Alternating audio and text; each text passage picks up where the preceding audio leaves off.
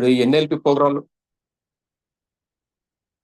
NLP programme లోపల ఇప్పుడు మనకు యాక్చువల్గా ఏంటంటే ఈ ప్రోగ్రామ్ స్టార్ట్ అయింది 2022 నుంచి 27 వరకు 5 years ప్రోగ్రామ్ అండి. ఇప్పుడు మనకు బడ్జెట్ వచ్చి ఇదంతా స్టార్ట్ అయ్యేసరికి మనకు టైం పట్టింది. ఇంకా మనకు కొన్ని ఫేజులు చేసుకునే అవకాశం ఉంది. ఒక 6 నెలలకు ఒక ఫేజ్ చొప్పున ప్రోగ్రామ్ స్టార్ట్ అవుతుంది. ఈ ప్రోగ్రామ్ స్టార్ట్ కావాలంటే ముందుగా మనకు ఒక టార్గెట్ అనేది ఇస్తారు జిల్లా వారీగా. ఆ టార్గెట్ కూడా ఇవ్వడం జరిగింది మనకు. మన జిల్లా లోపల కూడా మనకు దరిదాపులా మహబూబాద్ జిల్లా కూడా ఒక 20,000 టార్గెట్ ఇచ్చారు. ఆ 20,000 అంటే మేల్ ఫీమేల్ టోటల్ గా నాన్ లిటరేట్స్ ఎవరైతే ఉన్నారో వీళ్ళని 6 months లోపల లిటరేట్ చేసే ప్రోగ్రాము ఉంది. ఈ ప్రోగ్రామ్ లోపల మేజర్ ఏంటంటే దీన్ని అంతా వాలంటరీ మోడ్ ప్రోగ్రామ్ జరుగుతుంది. అంటే వాలంటరీగా ఎవరు ఉంటారు అంటే దాని లోపల మన స్టూడెంట్స్ ఎవరైతే ఉంటారో మన 7th, 8th, 9th చదివే మన పిల్లల పేరెంట్స్, అంటే వాళ్ళతోటి మనం ఎక్కువ వేరే వాళ్ళకి చెప్పించడానికి కుదరదు.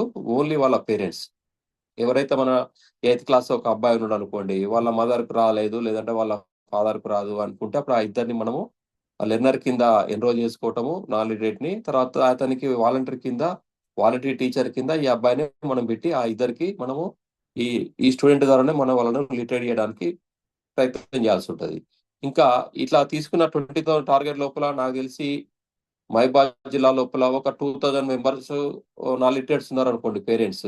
మిగిలిన 18,000 నాన్ లిటరేట్స్ ని మనం 1:10 చొప్పున యావరేజ్ లా అంటే ఈచ్ వన్ టీచర్ లాగా ఒక వాలంటీర్ టీచర్ కి 10 మందిని మనం అటాచ్ చేయాల్సి వస్తుంది. అంటే వాళ్ళు ఎవరు ఉంటారు అంటే ఇంటర్మీడియట్ చదివిన పిల్లలే కావచ్చు, తర్వాత డిగ్రీ చదివిన పిల్లలే కావచ్చు, దాని తర్వాత మనకు ఎస్హెచ్జి సంఘాలే కావచ్చు, ఎస్హెచ్జి సంఘం లోపల చదువుకున్న వాళ్ళే కావచ్చు, వీళ్ళందరినీ కూడా దాని లోపల ఉన్న వాలంటీర్ని తీసుకొని మనము బ్యాచింగ్ అనేది చేయాల్సి వస్తుందండి. బ్యాచింగ్ అంటే ఒక వాలంటీర్ కు దాని తర్వాత ఎవరికైతే నాన్ లిటరేట్ కి చదువు చెప్పాలనుకుంటారో ఆ నాన్ లిటరేట్ కి ఇంతమంది ఈ వాలంటీర్ కి ఆ చుట్టుపక్కల ఏరియా ఉన్న వాళ్ళ 5 10 మంది లేదా 6 7 వాళ్ళ బ్యాచింగ్ చేయాల్సి ఉంటుంది. అయితే ముందుగా మనం ఇదంతా ఈ కార్యక్రమం అంతా కూడా బ్యాచింగ్ చేసిన తర్వాతనే నెక్స్ట్ తర్వాత ప్రోగ్రెస్ అనేది ఉంటుందండి. ముందు చేయాల్సింది ఏంటంటే మనం బ్యాచింగ్ కార్యక్రమం అంటే సర్వే వర్క్ అంటే సర్వే చేస్తూనే బ్యాచింగ్ సైమల్టేనియస్ జరుగుతుంది.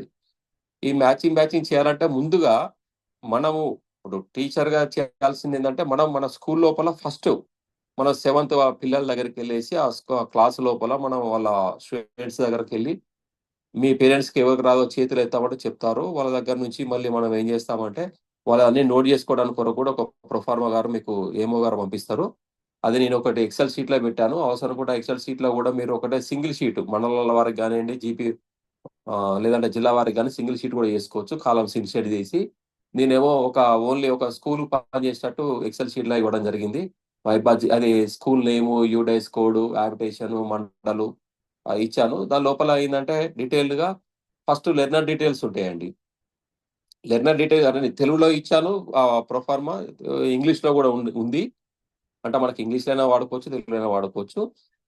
ఇక్కడ వచ్చేసి ఏంటంటే ఫస్ట్ లెర్నర్ డీటెయిల్స్ దగ్గర ఫుల్ నేమ్, అతని పేరు ఎవరైతే నాన్ లిటరేట్ ఉంటాడో ఆ నాన్ లిటరేట్ పేరు ఫుల్ నేమ్ రాయాల్సి వస్తుంది, వాళ్ళంటే ఇంటి పేరుతో సహా.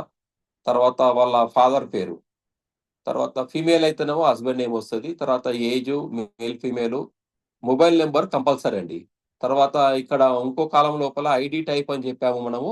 ఐడి టైప్ అంటే మనకు ఒక 10 రకాల ఐడీస్ ఉన్నాయండి. ఆ 10 రకాల ఐడీస్ లలో ఏంటి అంటే మనకు రెగ్యులర్ గా యూజ్ అయ్యేటి నేను చెప్తాను. ఎందుకంటే వాళ్ళు ఇచ్చిన సెంట్రల్ గవర్నమెంట్ వాళ్ళు ఇచ్చిన దాని ప్రకారం ఏంటంటే పాస్పోర్ట్, ప్రిజనర్స్ ఐడి అవన్నీ ఇచ్చారు. పాస్పోర్ట్, ప్రిజనర్ ఐడీస్ ఇవన్నీ మన వాళ్ళ దగ్గర ఉండవు అవన్నీ కూడాను.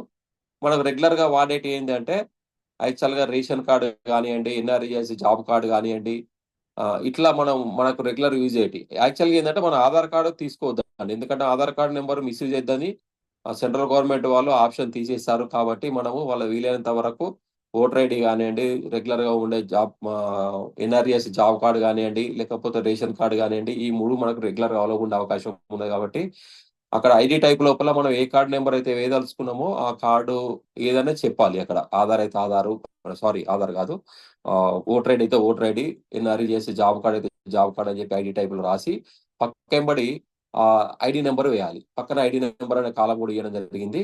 దాని తర్వాత నెక్స్ట్ ఎస్సీ ఎస్టీ బీసీ వాళ్ళ ఏదైతే అది మనం అక్కడ రాయాలి. దాని తర్వాత ఆక్యుపేషన్ ఒకటి ఖచ్చితంగా మనం చెప్పాల్సి ఉంటుంది, వాళ్ళు ఏం చేస్తారు అనేది.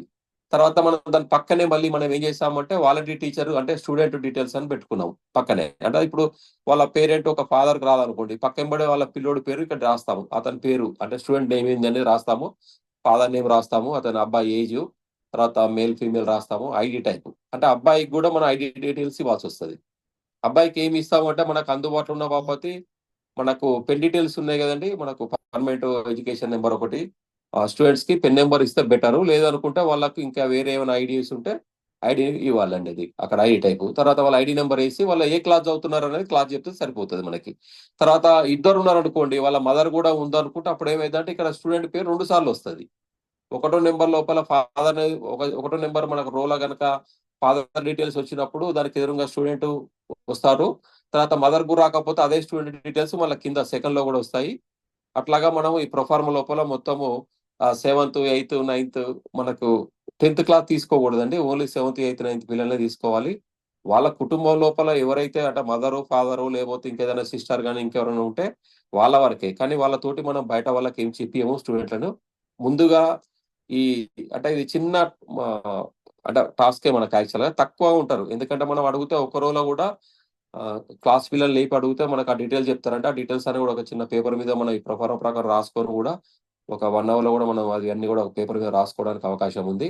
కానీ మనకు వాళ్ళ దగ్గర నుంచి ఏవైతే ID numbers, learner ID numbers కానియండి, పెన్ నంబర్‌లు గాని ఇవి చూడడానికే మనకు ఎక్కువ టైం తీసుకుంటది నాకు తెలిసి. ఎందుకంటే ఇంతకుముందు మేము హన్మకొండ జిల్లా లోపల, తర్వాత వరంగల్, జనగాము, ములుగు ఇవన్నీ అన్ని జిల్లాల్లో కూడా చేయడం జరిగింది.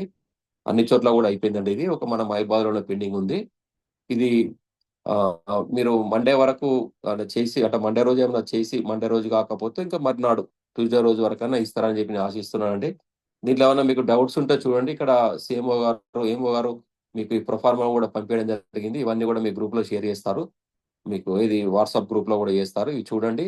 దీనిలో ఏ డౌట్ ఉన్నా కూడా నా నంబరు మీకు నేను ఏఎంఓ గారు షేర్ చేస్తారు. నాతో డైరెక్ట్‌గా మాట్లాడండి. మీకేమైనా ఉంటే కూడా నేను క్లారిటీగా చెప్తానింకా. ఇదొకటి మట్టుకు నాకు మండే రోజు ఈవినింగ్ అండి, లేకపోతే ట్యూస్‌డే వరకన్నా. ఎందుకంటే మండే రోజు వరకు మీకు ఈ డీటెయిల్స్ అన్నీ తీసుకోగలుగుతారు. ఒక క్లాస్ లోపల మనకు ఒక హాఫ్ అన్ అవర్ కంటే ఎక్కువేం పట్టదు. కానీ మేజర్‌గా ఏందంటే ఐడీ నంబర్ రావడానికే చాలా టైం తీసుకుంటది కాబట్టి వీలైనంత తొందరగా ఇప్పటికే లేట్ అయింది కాబట్టి పంపిస్తారని ఆశిస్తున్నానండి. ఓటో ఎంఓ. ఎంఓ గారు. Thank you so much, sir, thank you అండి. for your valid inputs and collector గారికి నోట్ ఫైల్